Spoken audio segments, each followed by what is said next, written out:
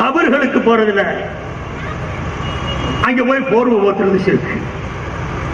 நான் போய் போர்வை போத்திக்கிட்டு இருக்கிறேங்கிற அர்த்தத்துல நான் சொல்லல, மசாலாக்களை விளக்குறதுக்காக நான் சொல்றேன். கபர்ல போய் ஒருத்தன் துப்பட்டியே போத்துறான், போர்வையே போத்துறான், இது எப்படி சிறுக்காயிரும்? சிறுக்குன்னு எப்ப சொல்லலாம்னு சொன்னா, அல்லாவுக்கும் போர்வை போத்திட்டு இங்க அவுலியாவுக்கு கொண்டு போத்தினா டே அல்லாவுக்கு போத்தின மாதிரி போத்துறான்னா சிறுக்கா போச்சுன்னு சொல்லலாம். அடே சிறுக்கு எதுக்குடா சொல்றது? அல்லாஹுவை போன்று பிறரை கணிப்பது, அல்லாஹுடைய தாத்திலையும் அவனுடைய உள்ளமையிலையும் அல்லாஹுடைய பண்புகளையும் அல்லாஹ் அல்லாதவருக்கு கொடுத்தா சிறுக்கு. அல்லாஹ் மாதிரி இன்னொருத்தன் இருக்கிறான், இவனு அல்லாஹ் அப்படி சொன்னா சிறுக்கு. அல்லாஹ்வுக்கு இருக்கிற ஞானம் இவனுக்கு இருக்குது, அல்லாஹ்வுக்கு இருக்கிற சக்தி இவனுக்கு இருக்குது, அல்லாஹ்வுக்கு இருக்கிற ஆற்றல் அல்லாஹ்வை போன்று இருக்குன்னு சொல்லணும். சக்தி இருக்கிறது இருக்குது, நம்மளும் கேட்கிறோம் அல்லாஹ்வும் கேட்கிறான், நம்மளும் பார்க்கிறோம் அல்லாஹ்வும் பார்க்கிறான். உடனே சிறுக்கா போச்சுன்னு சொல்ல முடியாது. நம்ம பார்க்கறதுக்கு அல்லாஹ் பார்க்கறதுக்கு வித்தியாசம் இல்லையா? நம்ம ஆட்டோவை லாரியை பார்த்தா கூட ஆட்டோ மாதிரி தெரியுது, ஆள் பார்த்தா கூட பூனை மாதிரி தெரியுது. நம்ம பார்வையுடைய லட்சணம் அதுதான். அல்லாஹ்வுடைய பார்வை வேற, அல்லாஹ்வுடைய கேள்வி வேற, அல்லாஹ்வுடைய ஞானம் வேற, அல்லாஹ்வுடைய நாட்டம் வேற.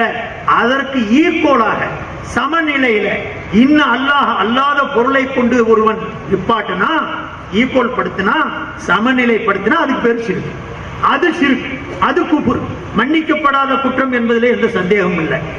அது அல்லாம இவர் கொஞ்சம் ஏதோ ஒரு தெரியாத விஷயத்தை ஒண்ணு சொல்லிட்டாரு, ஓஹோ மறைவான ஞானம் வந்துருச்சுட்டான் அதனால அவன் சிறுக்கா போய் சொல்லுவோமா? மறைவான ஞானம் எதுக்கு சொல்றது? அல்லாஹ் எப்படி தெரியுறானோ, எந்த மறைவான பொருளும் விடுபடாமல் முழுமையா தெரிஞ்ச மாதிரி இந்நாளுக்கு முழுமையா தெரியும். நேரடியா அல்லாவே தெரிஞ்சுக்கிற மாதிரி இவனே நேரடியா தெரிஞ்சுக்கிடுவான்.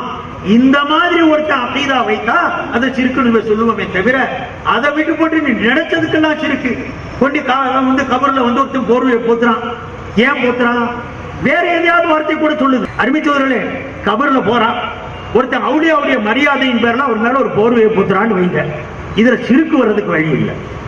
ஓம் பார்வையில வேண்டாம் வேஸ்டா போத்துறான்னு சொல்லு. ஓம் பார்வையில அவன் கண்ணியப்படுத்துறதுக்கு போத்துறான்.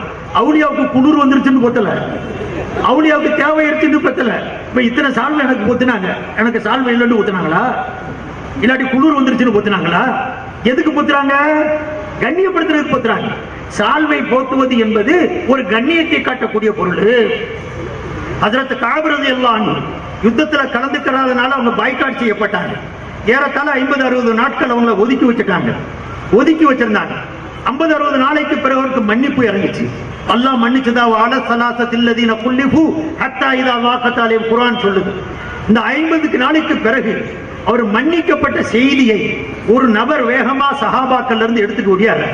தன்னந்தனியா முகத்துல படுத்து வானத்தையே கதின்னு பார்த்துக்கிட்டு இருந்த மனுஷரை இவர் சொல்றாரு, இன்னைக்கு இருந்து பாய்காட்டு கட்டுப்படுத்தப்பட்டுருச்சு, நிப்பாட்டப்பட்டுருச்சு, அல்லாஹ்வுடைய புறத்திலிருந்து உங்களுக்கு மன்னிப்புடைய ஆயத்தை இறங்கிருச்சு, ரசூலுல்லாஹ் அவங்களை சந்திக்கிறதுக்கு அனுமதி கொடுத்துட்டாங்கன்னு சொன்ன உடனே ஹதீஸ்ல வருது, அவர் தன் மேல இருந்த அந்த சால்வையை தூக்கி நற்செய்தி சொல்ல வந்தவருக்கு போத்தி விட்டார். ஏண்டா போர்வை போத்தினா சால்வை போத்தினா சிறுக்குன்னா அந்த மனுஷன் சிறுக்கு செஞ்சிருக்கான்னு தான் சொல்லணும். சந்தோஷ செய்தி சொன்னதற்காக வேண்டி ஒரு நல்ல செய்தி சொல்றாங்க. நல்ல செய்தி சொன்னவங்க, நல்ல வழி காட்டுனவங்க, நல்ல வழியை காட்டுறவங்க, இப்படி ஆட்களுக்கு சால்வை போத்துறது போர்வை போத்துறது வழக்குல உள்ளது. அது ஒரு அவுலியா இறந்து போயிட்டாலும் கூட அவருக்கு மரியாதை செய்யணும்னு அவன் நம்புறான். அந்த முறையில் அங்க போய் ஒரு போர்வையை போத்திட்டான், போச்சுரா சிறுக்கு. சிறுக்கு. நான் இந்த வருஷம் ரமலான்ல அல்லாஹ்வுடைய கிருபையால உம்மான் நாட்டுக்கு போயிருந்தேன், சலாலாவும் போயிருந்தேன். பல நபிமார்களுடைய கபர்களை ஜியாரத் செய்யறதுக்கு உண்டான பாக்கியமும் கிடைச்சு. ஏறத்த ஹூத் அலைஹிஸ்ஸலாம், சாலிஹ் அலைஹிஸ்ஸலாம், அய்யூப் அலைஹிஸ்ஸலாம், இது போன்ற பல, அதே மாதிரி உவைஸ கர்ணி, இது போன்ற பல பெரியார்களுடைய கபர்களை பார்த்தேன். இதுல நான் பார்த்த அளவுக்கு எத்தனை நபிமார்களுடைய கபரை பார்த்தனோ அத்தனை நபிமாருடைய கபர்லையும் போர்வை ஊத்திருக்கு. அத்தனை நபிமார்களுடைய கபர்களையும் பச்சை கலர்ல, பச்சை கலர். அது ஏன் போட்டுறாங்கன்னு சொன்னா ஜன்னத்துடைய கலர் இருக்கு. மின் சுந்துசின் குதுரின் குர்ஆன் சொல்லுது. நான் கூட சொல்றது இப்பதான் குடியரசு ஒரு இடத்துல பேசும்போது சொன்னேன். அதுல இருக்கிற அந்த மூவர்ண கலர் இருக்குதே, இளம் சிவப்பும் அதுக்கு அடுத்து இருக்கக்கூடிய வெண்மையும் கீழே இருக்கக்கூடிய பசுமையும், அதை உருவாக்கணும் கூட கீழே இருக்கிற பச்சையை காட்டுறது முஸ்லிம்களை காட்டுறது வச்சது. மேலே இருக்கிற காவி கலர் அதிகபட்சமா இருக்கக்கூடிய அந்த மாற்று மத சகோதரர்களையும் முஸ்லிமும் இந்துவும் அல்லாத இன்னவர சமுதாயத்தை இடையிலே காட்டி வெண்மை நிறமும் கொடுத்து இப்படி 3 கலர்களை கொடுத்திருக்கிறாங்க. பச்சை கலரை கொடுத்ததுக்கே மாற்று மதத்துக்காரன்னு கூட தெரிஞ்சுக்கிட்டு. இன்னொரு விஷயத்தையும் சொல்றேன், இந்த கொடியை அமைச்சது கூட சகோதரர்களே ஒரு முஸ்லிம்கள் தான். நமக்கு மூவர்ண கொடி இருக்குது, தேசிய கொடி, இதெல்லாம் மறந்துட்டானுங்க. ஒரு கூட்டம் நம்மள நாட்டை சிதைக்கிறான், இன்னொருத்தன் நம்மள வீட்டை சிதைக்கிறான்.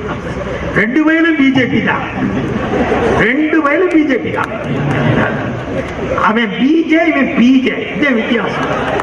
அவன் பாட்டி, இவனும் பாட்டி. 2 வயலும் நம்மள படாத பாட்டி. சமுதாயத்தை நம்ம முன்னோர்கள் செய்த இதெல்லாம் மறைச்சு ஒழிச்சு அவன் நாட்டம் நாளாக்குறான். இவன் நம்ம முன்னோர்கள் செய்ததையெல்லாம் ஒழிச்சு மறைச்சு கேவலப்படுத்தி நம்ம வீட்டை சமுதாயத்தை சீரழிக்கிறான். 2 பேரும் நடக்கிறது இதுதான். அந்த கொடி இருக்குதே தேசிய கொடி, அதை உருவாக்குனது யாரு தெரியுமா?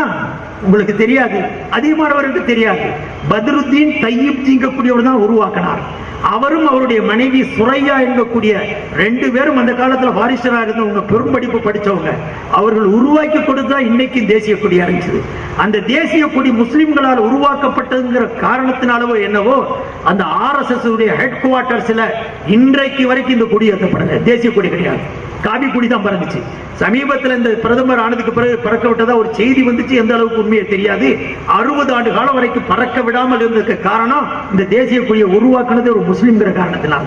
ஆக பசுமை என்பது முஸ்லிம்களுக்கு ஒரு அடையாளம். அடையாளம் என்பதற்கு காரணம் ஜன்னத்துடைய கலரு, ஜன்னத்துடைய கலரு.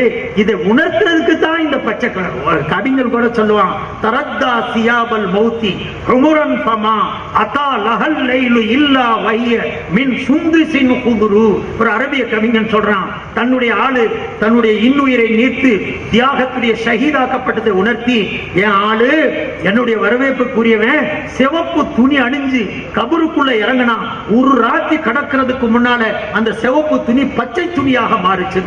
சிவப்பு துணி அரிஞ்சு போனாங்கிறதுக்கு அர்த்தம் ஷஹீதாயி ரத்தத்தோட போனா, அங்க போய் இறங்கின உடனே ஜன்னத்தியா போயிட்டான். அதனால பச்சை கலர்ல அது மாறி போச்சுங்கிறத அழகா சொல்லுவான், அழகா சொல்லுவான். தரத்தா சியாபல் மௌத்தி ஹுமுரன் ஃபமாதா லஹல் லைலு இல்லா வஹிய மின் சுந்துசின் குதுரு. அப்படி பசுமை என்பது முஸ்லிம்களுக்கு அவனி உள்ளது. அதை காட்டுறதுக்கு அவுலியாக்களுக்கும் நபிமார்களுக்கும் அங்க போய் ஒரு போர்வையை போத்தினா உனக்கு என்னடா போச்சு, வேண்டா சொல்லுடா உனக்கும் போத்திடலாம். வேற ஏதாவது சிவப்பு கலரை போத்து, காவி கலரை போத்திடுவோம், அதே உனக்கு ஒழுங்கா வரும். ஏதாவது போத்திரும்.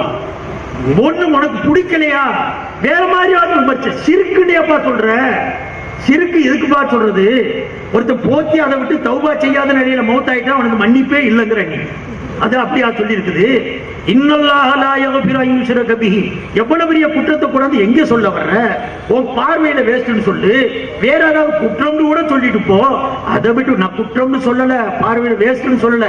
அவர்களுடைய கண்ணோட்டம் மரியாதை செய்யணுங்கிற நிமித்தத்தில் செய்யறாங்க, அது தவறும் கிடையாது. எம்பிரான் ஸல்லல்லாஹு அலைஹி வஸல்லம் அவர்களுடைய ரவுதாவில் கூட அது போதப்பட்டிருக்கு, நபிமார்களுடைய ரவுதாவிலையும் போதப்பட்டிருக்கு. நான் கேட்கிறேன், இது குற்ற காரியமாக இருந்தாலோ ஷிர்கான காரியமாக இருந்தாலோ நபிகள் நாயகம் ஸல்லல்லாஹு அலைஹி வஸல்லம் போதப்பட்டிருக்குதே, நபிமார்களுக்கு போதப்பட்டிருக்குதே. உனக்கு பிடிக்கல போத்தாம போ, வாங்காம போ. ஆனா இதை ஷிர்க் என்று சித்தரிக்கிறதுக்கு எந்த காரணமும் இல்லை, எந்த ஞாபகம் இல்லை.